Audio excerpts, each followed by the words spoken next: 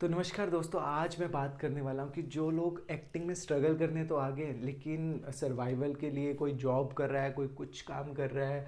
लेकिन मैं आज आपको थोड़ा सा गाइड करना चाहता हूँ। ये नहीं बोलूँगा कि जो आप कर रहे हो वो गलत है, लेकिन हमारी इंडस्ट्री में भी 11 ऐसे डिपार्टमेंट्स हैं जिनमें आप काम कर सकते हैं। और इन डिपार्टमेंट्स को भी मैं लो लेवल नहीं दिखा रहा हूँ, ये नहीं बोल रहा हूँ कि पार्ट टाइम ये कर लो भाई। इनमें भी उतनी मेहनत है, उतनी क्रिएटिविटी है, उतना ही दिमाग लगेगा जितना एक एक्टर को खुद को पॉलिश करने में लगता है। तो इतना ईजिली मत समझना कि अगर ये नहीं मिल रहा है तो हम ये कर लेते हैं, वो कर लेते हैं। हाँ, लेकिन ये सारी चीज़ें एक एक्टर से जुड़ी हुई चीज़ें हैं। तो मैं ये कहूँगा कि अगर आप इन डिपार्टमेंट्स में काम करते हो तो आपकी एक्टिंग भी पॉलिश होगी, आपको टेक्निकल चीज़ें भी समझ में आएंगी। और इन फ्यूचर आप कुछ हटके भी कुछ करना चाहते हो तो उस पहले से आपको उसकी चीज़ की नॉलेज होगी। तो स्टार्ट करते हैं। सबसे पहले आता है राइटिंग। अगर आप कुछ थोड़ा बहुत आपको इंटरेस्ट है लिखने का तो आप कुछ ना कुछ स्क्रिप्ट्स लिख सकते हो। ठीक है, उसको सेल कर सकते हो शॉर्ट फिल्म के लिए, कुक्कू वगैरह जो वर्टिकल चीज़ें हैं वहाँ पर, या फिर आपकी स्टोरी किसी मूवी के लिए कहीं ना कहीं तो आ ही जाती है। लेकिन आप अपनी स्टोरी लिख के बेच सकते हैं, ऐसा चलता है। ठीक है, भले आपको क्रेडिट ना मिले लेकिन आप इससे भी सर्वाइवल कर सकते हैं, और इससे आपको पैसा भी आएगा और आप पॉलिश भी होगी आपकी एक्टिंग भी। और साथ में जो बंदा राइटिंग करता है ना यार, उसको तो बहुत ज़्यादा बेनिफिट है क्योंकि वो बहुत डीपली स्क्रिप्ट को समझ सकता है। अब बात करते हैं प्रोडक्शन की। देखो, प्रोडक्शन में जो पहले जितना भी काम रहता है शूट से पहले या शूट पे, कि प्लानिंग कैसे करनी है, मैनेजमेंट, लोकेशन देखनी है, क्या सामान लगेगा, सारी चीज़ें मैनेज करना, ये प्रोडक्शन में आता है। तो आपको अगर इस चीज़ की नॉलेज है, आपको मज़ा आता है ये सब काम करने में, आप इस चीज़ को मैनेजमेंट आपकी बहुत अच्छी है, तो आप प्रोडक्शन में जाओ। आप नए नए लिंक्स भी बनेंगे एज ए एक्टर। कभी आपने जब वो प्रोजेक्ट कर लिया उसके बाद नेक्स्ट प्रोजेक्ट में एज ए एक्टर अप्रोच भी कर सकते हो। उनको भी लगेगा कि यार हाँ, बंदा अच्छा है, मेहनती भी है और सारी चीज़ों की नॉलेज भी है। अब बात करते हैं डायरेक्शन की। डायरेक्शन में आपको पता है कि एज ए एडी भी कर सकते हैं, कॉस्ट्यूम एडी, रिक्वायरमेंट एडी, ठीक है, इंटर्न एडी, क्लैप दे सकते हो, टीसीआर लिख सकते हो। देखो, ये इनको मैं ब्रीफली नहीं समझाऊंगा क्योंकि फिर वीडियो बहुत लंबी हो जाएगी। ये आप सर्च कर सकते हो या फिर मैं अलग से कोई वीडियो बना दूंगा। लेकिन आप इनके लिए भी अप्रोच कर सकते हो। ये काम करके भाई आपकी डायरेक्शन इतनी स्ट्रांग हो जाएगी। आपको अगर एज ए एक्टर भी आप काम कर रहे हो, आपको पता है कि ये फ्रेम लगा हुआ है, क्या चल रहा है, कितना मुझे करना है, मेरा क्लोज शॉट है तो मैं बॉडी लैंग्वेज से ना काम करूँ तब भी चलेगा। तो ये चीज़ों की समझ आ जाती है। डायरेक्शन तो करनी ही चाहिए। फिर आता है आर्ट डिपार्टमेंट।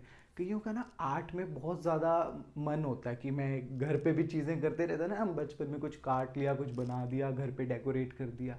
तो ये सब आर्ट डिपार्टमेंट में आता है। सेट डिज़ाइन करना, मैं आपको बोलूँ कि मेरा थोड़ा गांव गांव की स्टोरी है तो डिज़ाइन करो कैसे रहेगा सेट। ठीक है, तो अब जैसे साईं बाबा का एक शो था, तो उसमें कितनी चीज़, एक गांव बना दिया, साईं बाबा का प्लेस बना दिया। तो ये एक आर्ट डिज़ाइन कर सकता है। उसके इंटर्न भी होते हैं। आपको अगर नहीं काम आता तो आप इंटर्नशिप कर सकते हो, कम पैसे मिल जाएंगे लेकिन अपनी फील्ड में तो करोगे। और जॉब में भी कम ही मिलता है यार, इतना तो पार्ट टाइम जॉब कोई इतना तो नहीं देगा आपको, 1-2 लाख रुपए, वो भी कम ही पैसे देंगे। तो दूसरी फील्ड में काम करने से अच्छा अपनी फील्ड में काम करो, ताकि आप वैसे भी पॉलिश होगे। पैसे थोड़े कम आ जाएंगे कोई बात नहीं, लेकिन फील्ड में तो रहोगे। फिर बात करते हैं हम कॉस्ट्यूम और मेकअप की। देखो, कॉस्ट्यूम ज़्यादातर जो लड़कियां हैं, है ना, और इंडस्ट्री में हैं और जॉब कर रही हैं, वो कॉस्ट्यूम डिपार्टमेंट्स में बहुत अच्छा से कर सकते हैं। ज़्यादातर कॉस्ट्यूम में लड़कियां ही होती हैं। स्टाइलिश भी होती है, ठीक है, एडी भी होती है, कॉस्ट्यूम एडी है, क्रिएटिव है। तो ये सारे डिपार्टमेंट्स में आप काम कर सकते हो। फीमेल्स, आपको इन चीज़ में मज़ा भी आता है कॉस्ट्यूम से रिलेटेड चीज़ें करने में, कि इसको क्या पहनाना है, कैसा डिज़ाइन होना चाहिए, क्या स्टोरी है। तो ये बहुत, इसमें आप कर सकते हो अगर आपका इंटरेस्ट है। और मेकअप, और आप इसमें तो पता ही है आपको कि किसी का मेकअप करना, कईयों को मेकअप की नॉलेज होती है लेकिन वो एज ए एक्टर बनना चाहती है, एक्टर बनना चाहता है, तो वो उस मेकअप के थ्रू इंडस्ट्री में तो रहेगा, 4 लिंक बनेंगे। तो ये भी कर सकते हो आप। फिर आता है आपका कास्टिंग। कास्टिंग में तो आपको पता है आती रहती है रिक्वायरमेंट्स की, कास्टिंग इंटर्न चाहिए, ठीक है, लैपटॉप होना चाहिए, एक जिनको टेक्निकल नॉलेज है, लैपटॉप वगैरह अच्छे से चलाते हैं, पता है कॉर्पोरेट में आप जॉब करने से अच्छा एज ए इंटर्न आप कास्टिंग में कर लो, आपको कुछ समझ में आ जाएगा कैसे ऑडिशंस होने चाहिए। वहाँ बैठे बैठे भी आपको इतनी नॉलेज हो जाएगी कि आप किस लोग रोज इतने ऑडिशंस देख रहे हैं, आप भी पॉलिश हो जाओगे कि अच्छा ये प्रोसीजर है कास्टिंग में। और देखो कि यार इस टाइप की एक्टिंग हो रही है और तब जाके सिलेक्शन होती है, हम तो कहाँ ही हैं फिर।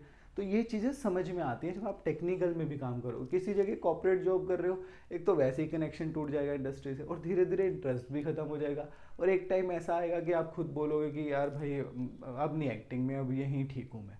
मैंने बहुत से लोग देखे हैं, बहुत, मैं कहूँगा 1% लोग हैं जो जॉब करके वापस आ जाते हैं, वरना जॉब में जो चला गया ना फिर वो जॉब में ही रह जाता है। और ये नेचुरल है, क्योंकि आप डेली ना प्रैक्टिस कर सकते हो, ना उन लोगों से जुड़े हो, आप अलग ही लाइन में, मुंबई में रह के भी आप जॉब कर रहे हो तो फिर बिल्कुल अलग लोगों से जुड़े होते हैं, इंडस्ट्री के लोगों से भी नहीं जुड़े होते।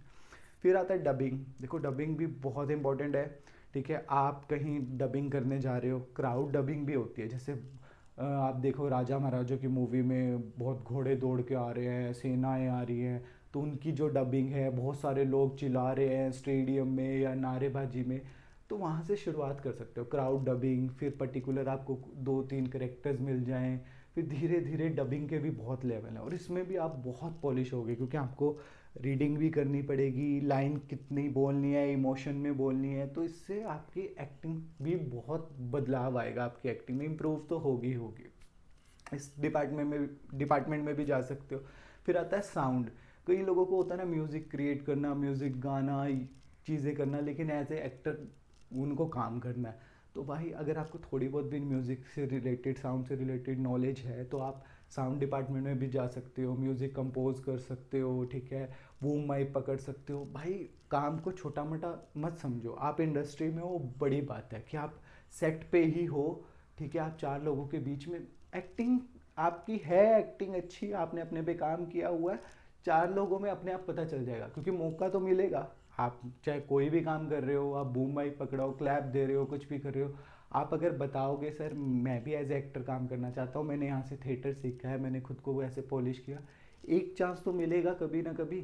तो वहाँ पे आप शो कर सकते हो कि सामने वाले को लगे यार ये एज ए एक्टर तो अच्छा करता है, इसको करेक्टर दो नेक्स्ट कुछ प्रोजेक्ट में। लेकिन उससे पहले आपको पॉलिश होना है। ये मत सोचना कि आप बिना कुछ सीखे आ गए और फिर आप इन डिपार्टमेंट्स में काम करने लग गए और फिर सोच रहे हो एज ए एक्टर चांस मिलेगा।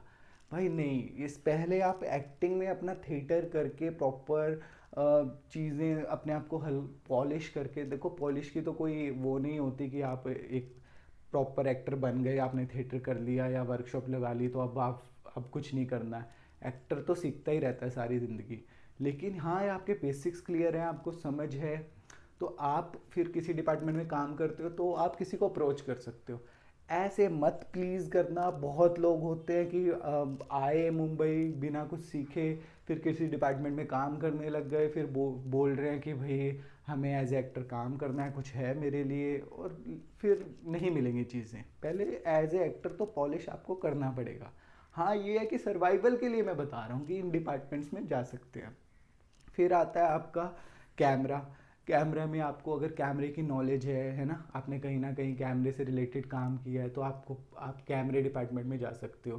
ठीक है, फोकस करना, कैमरा फ्रेमिंग बनाना, डीओपी एज का असिस्टेंट बनना, ये सब आप कर सकते हो अगर आपको कैमरे से की नॉलेज है या कैमरे में इंटरेस्ट है, और एज ए एक्टर आपको काम करना चाहते हो इन फ्यूचर। फिर आता है एडिटिंग। ठीक है, जिनको एडिटिंग बहुत अच्छे से आती है, और अपना जो भी आपका सेकंड हुनर हुनर है ना, उसको आप इन चीज़ों में डाल सकते हो। आपको एडिटिंग आती है तो आप वीएफएक्स तक आपको कुछ आता है, लेकिन आप एज ए एक्टर काम करना चाहते हो तो कहीं ना कहीं घुस जाओ भाई, जहाँ पे मूवीज़ की वीएफएक्स बन रहा है। क्योंकि कहीं ना कहीं तो आप कनेक्ट करोगे ना किसी के साथ, बाहर एक्सटर्नल जॉब करने से अच्छा। तो आप वीएफएक्स कर सकते हो, एडिटिंग कर सकते हो, बेसिक कुछ ना कुछ एडिटिंग से रिलेटेड इंटर्न कर सकते हो आप, वहाँ पे कुछ ना कुछ कर ही सकते हो। फिर आता है आपका, आप कुछ लोग यार, ये मैं कुछ ऐसा नहीं बोल रहा कि आप बोलो कि ये क्या है भाई, ये भी कोई काम है क्या, लेकिन भाई ये भी एक काम है, क्योंकि हमने शूट किया, हमें पता है। आप अगर कोई गांव से आया है ना, नहीं इतनी नॉलेज है बेचारे को, नहीं, वो कुछ भी करने को तैयार है और स्पॉट बॉय भी कर सकते हैं।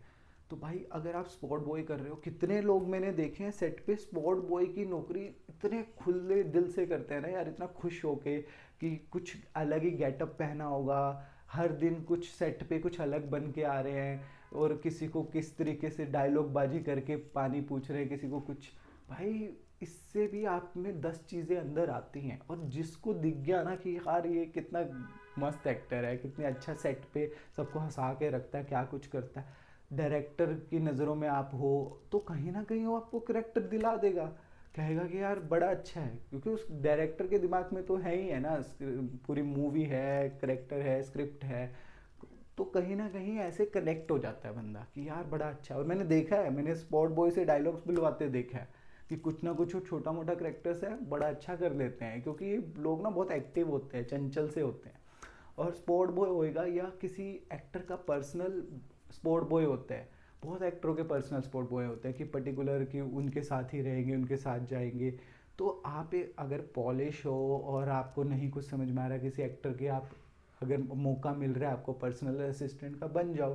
तो एज ए एक्टर को भी आप बोल सकते हो कि यार सर मुझे भी एक्टिंग में जाना है बट नॉलेज नहीं है।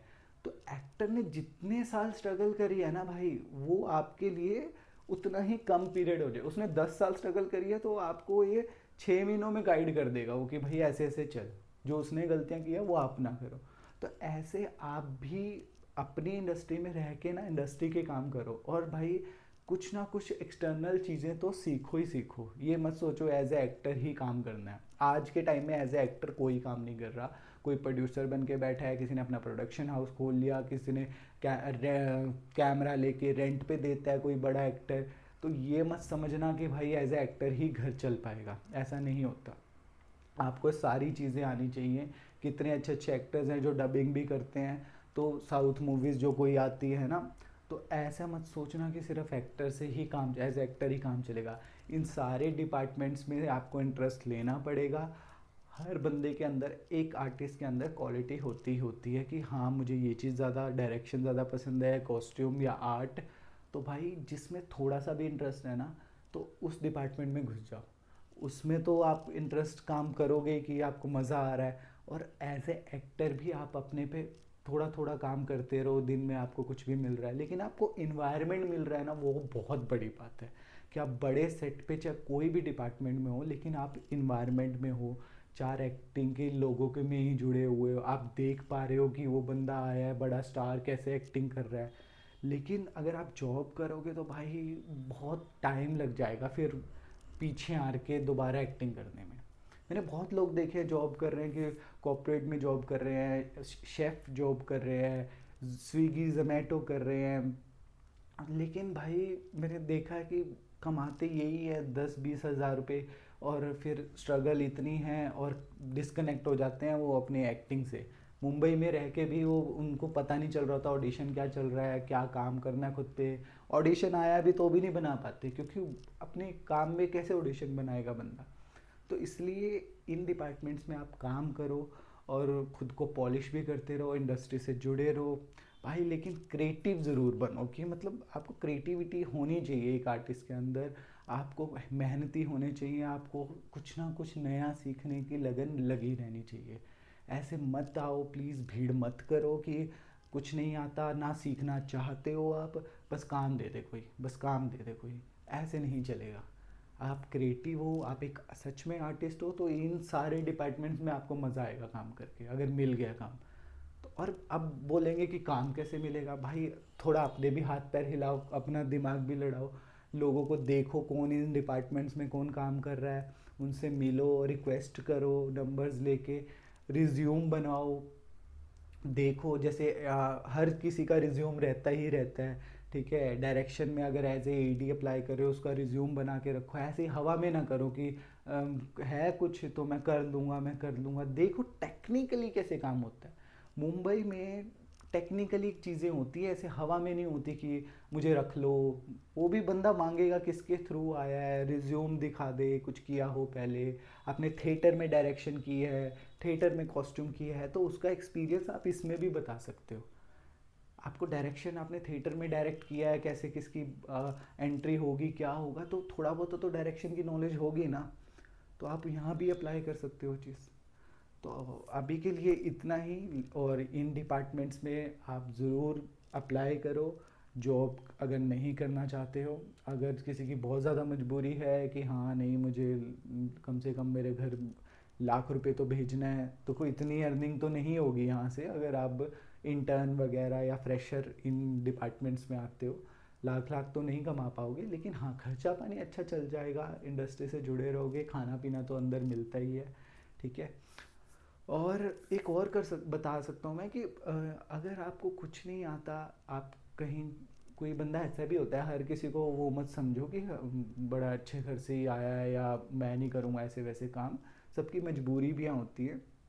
तो आप जो भी जहाँ पे कास्टिंग ऑफिस है, धर्मा का ऑफिस है, जितने भी बड़े ऑफिस हैं सीरियल के, वहाँ पे काम कर सकते हो एज ए हेल्पर।